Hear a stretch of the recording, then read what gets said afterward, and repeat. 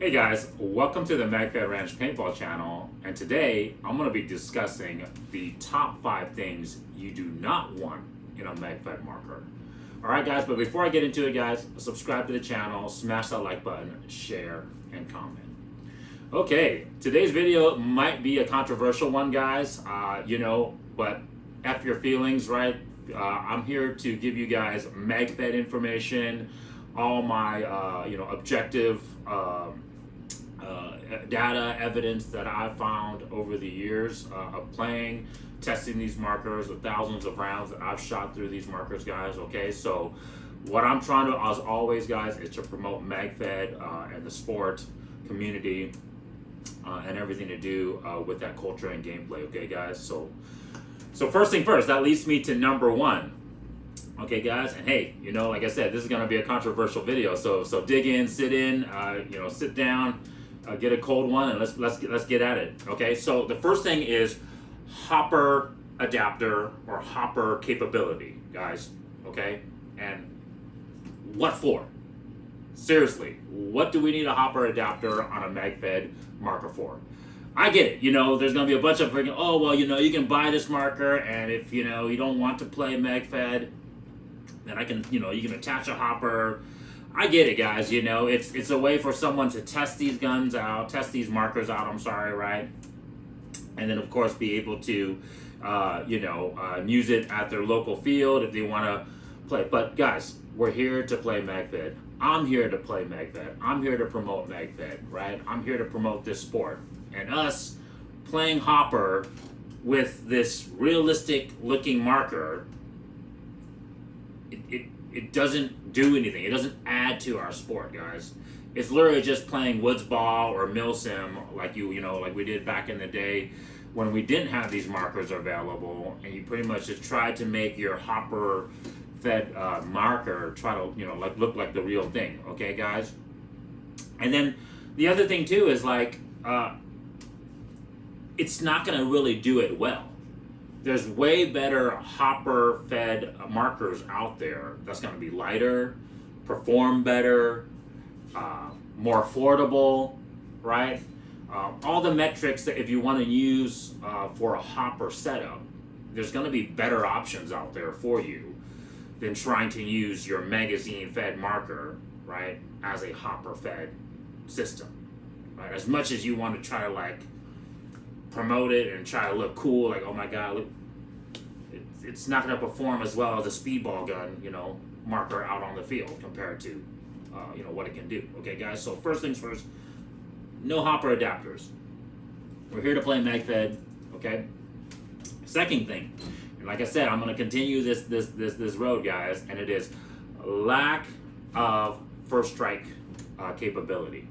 Okay, so that's going to eliminate markers like all the Tipman ones for the most part, right? The TMC, the Stormer, even their pistol to an extent, right? I get it. You can get some of the block adapters for the TIPX pistol to make it capable of shooting FS. They sell the the FS magazines for it as well too. But just out of the box, those type of markers, I believe there's some Eclipse markers as well too that were Magfed, but not FSR capable. But yeah, these markers are going to be not able to grow with you long term. It's not going to be able to obviously expand upon that capability when you will 100%. I'm guaranteeing you right now, if you get into Magfed, one of the things you're going to want to do eventually, even if it's just to try out, is to be able to shoot first strike rounds, guys. And so, these markers, of course, are going to be a little bit more affordable, but that cost savings is gonna, you're gonna cry, not in the beginning, but you're gonna cry at the end when you're gonna go to that point where you're like, oh my god, I want to be able to shoot further distance. I want to be able to take advantage of what a magazine-fed marker should be able to give me. And then you're gonna be like, oh, this is not capable. And then you're gonna go and try to hunt down videos where, hey, how do I modify these markers to get it to shoot first strike? And they're not going to be all that great. They're not going to be reliable. You're going to have to do a lot of cutting and modification. And if you're not capable of doing those type of things, those markers are not going to work well. And so you're going to end up spending, you know, $200-300 minimum on these markers, and then they're just not going to be able to work, you know, at that time. And so it's pretty much $200-300 wasted when you could have been using that money towards a platform, you know, whether that's the T15 or M17, the two platforms that I highly recommend, guys. Those would be my two go-tos. Check out that video where I compare the two markers, okay? But yeah, I mean, these markers are capable of FSR right out of the box. Just saves you that headache, okay, guys? All right, so number 2 is lack of FSR capability or shooting, okay, guys? Number 3 is going to be lack of modularity, okay, or the inability to modify your marker, okay, guys? Okay, and this is, like I said, this is going to be a controversial video, but this is kind of where I say stay away from markers like the MG100 or the Dam or the Karmatech, you know, especially as a, you know, if you're a fairly new, player getting into Magfed. You know, these markers are not going to be able to, like I said, grow with you, expand with you. Now, are they reliable? Do they function well? Sure. But I'll be honest with you guys, they're not going to be the most accurate out of the box, right? The MG100 doesn't come with a rifled barrel, nor does the Dam. Now, the Karmatech will, but, you know, that's a very specific, unique application, right? It's for a sniper DMM role, right? You're not going to be going to do CQB. You could, I'm not saying you can't, but it's obviously not the ideal marker, the tool for that position as an assaulter, or obviously, you know, doing CQB work, right, guys? And then this is the other thing too, guys, you know, the I'm going to do a lot of kind of like relations with vehicles in my videos, guys, because obviously, you know, I own an automotive shop, but you're married to the way those markers look if you get those markers, right? You know, the MG100 and the Dam looks like space guns, right? They don't look like real steel rifles. And one of the things, you know, call us looks divas or whatever, but hey, some very similar to airsoft, right? I touched about this in that comparison video. We want to play, Magfed players, we absolutely want to play with markers that look like our real steel rifles that we can get, right? That we see our military use, or that we see in our Call of Duty games, right? That is one of the huge enjoyments of playing Magfed markers, being able to dress up the part, get all your gear, in place to look like a real life soldier, right? Get the marker to look like a real life rifle that we see. You know, get the sights, the optics, the grips, the handles, everything, the hand guards, right? To make it look like a real steel rifle. That is one of our pure enjoyments of doing that. Okay, guys? And so with the MG100, you can't do any of that stuff. Its handguard is proprietary, it's stock, doesn't look real. It, like I said, it literally looks like a Speedball marker that they've tried to attach stuff on to make it look like a real gun, but it still doesn't, right? You can't change out the hand grips, right? The magazines, although reliable and obviously works really well. They have the 20 round continuous magazine as well now too. You know, it doesn't look like a real magazine. You know, you're gonna have its specialty magazine holders, whereas, you know, the magazines on the T15, right, they're gonna just take AR pouches, and so your chest rigs, you can just use like any type of AR magazine holder or pouch. On the M17, you know, it's gonna be like an AR-10 style magazine. So you can use pretty much any AR-10 chest rig or AR-10 pouches, even some AK mag pouches work as well too. Once again, you can get all your gear, your loadout, everything to look like the real thing compared to the dies and the MG100s, okay guys? And there's just more stuff available. Now you can get some real steel stuff to obviously work. Like I said, check out all my optics, videos where I'm using real steel optics, red dots, right, or crossbow scopes to work with these things. Okay, guys, and then it'll actually, follow the trajectory of the rounds, the FS rounds that we're shooting as well too. Okay, guys. All right. So yeah, the lack of modularity, the lack of being able to personalize your marker, right? Like that's one of the cool things we do with cars, right? This is the reason why most of us wouldn't just go buy a heavily modified car just right off the bat, unless it was like from a specific tuner, right? But we wouldn't just go buy.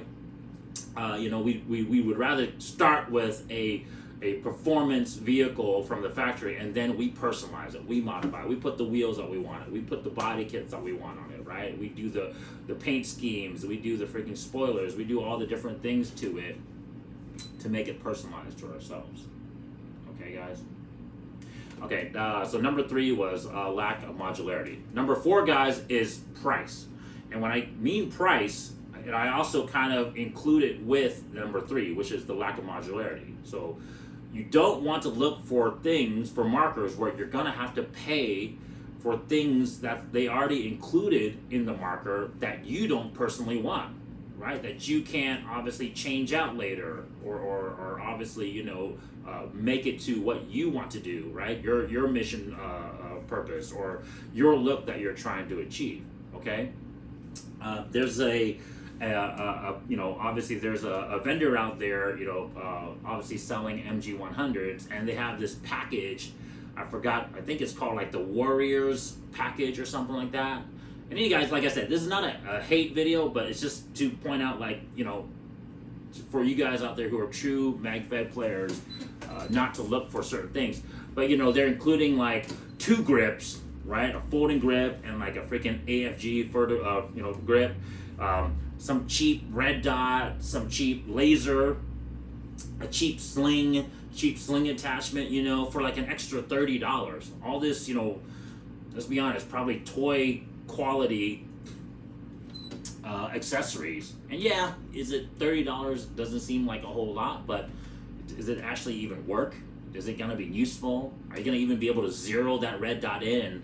Is it gonna even work after like a few hundred rounds of shooting? Or is it just gonna fail after you go out one time and go play, right? And of course they add the buttstock, the adjustable buttstock on the MG100, but because of the way the MG100 looks, I mean, I know you guys have seen those videos out there where it's like the wrong way to modify your AR, right? And literally that thing just looks like an abomination, that MG100, like with all these different accessories. It's kind of like you just put so many non-useful accessories on your marker that it just looks ridiculous, okay? All right, so yeah, so paying for things where like it's not going to benefit you long term when it comes to Magfed play. It's either one, it's trying to be cosmetically positive, but it really doesn't add to the cosmetic look of it. And then 2, it's something that's not going to really benefit the performance of the marker, and especially it's not going to benefit it because like you're going to want to change it out later to make it personalized, right? And so like I said, it's great that the MG100 comes with those hand guards. It's great that the die dam looks the way it looks, but same thing with the Karmatech, like I said, those are great, reliable markers, guys, but I don't recommend them as your marker for Magfed markers because of these deficiencies, okay? Right? And so you're paying for things that you're not gonna might want in the long term. Especially, like I said, as Magfed players, we want to make our markers personalized. We want to make it look cool the way we want it to look cool, right? Like I said, cosmetic has something to do with that, but why would you want to pay for something cosmetic that it's not going to suit you, and it's not going to suit, every person if they want to go change it out themselves, okay? Now, a quick side note, a lot of people are going to say, well, Twan, your guys' markers are super expensive, and they already come assembled to obviously for a certain look, right? Whether that's our MR18 or our CO Recce clone that we have here, or the Mark 11 SAS. All our markers, guys, the key difference is that we are trying to give you guys a good base to start with, right? We're giving you a very accurate clone marker base, whether that's your Mark 18 rifle, Mark 12 rifle, you know, SAS, semi-automatic sniper system, right? Mark 11, SPMs, right? The SPR style of rifles, right? We're giving you guys this base so that way you guys can say, hey, I got the real deal looking thing to play with. And then now I can change the grip if I want to. I can change the different foregrips I want. I can change the optics that I want, you know, right? I can paint it. I can change the color, you know. You start with a realistic base that the Call of Duty guns that you see, or the, you know, the military guns that we want to play with, you start with. And then you can kind of add and modify it from there. So therein lies the difference, okay, guys? Last one is things that you don't want to look out for, not want to look out for, is the brand, guys.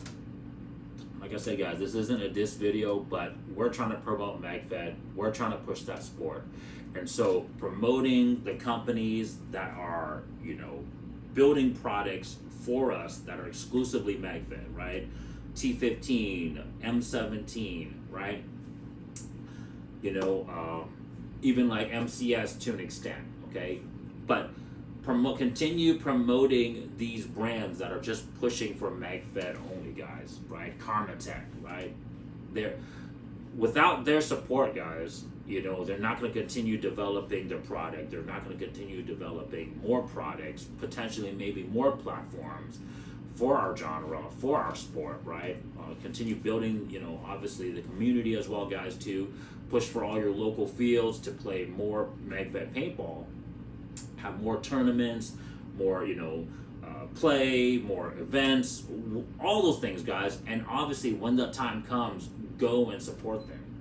So this is not to say, hey, you know, don't support paintball, guys. That's not what I'm trying to get at. But if you guys are truly trying to promote Magfed paintball and you're really trying to get this sport, put that, you know, put your money where your mouth is, right? Get those companies to actually see that we're going to be able to support them and capable of supporting them. Okay, guys? So, guys, that was my top 5 things not to look for in a Magfed marker, which is 1, hopper; 2, non-FSR capable; 3, not modifiable or lack of modularity; 4, obviously the price when it comes to obviously accessories that aren't really truly beneficial for Magfed; and number 5, guys, companies that don't support Magfed. Okay, guys, let's spend our money, let's spend our time, let's spend our effort on the community that's going to help this sport grow. Okay, guys, if you guys like that video, subscribe to the channel, smash that like button. Check you guys next time. Peace.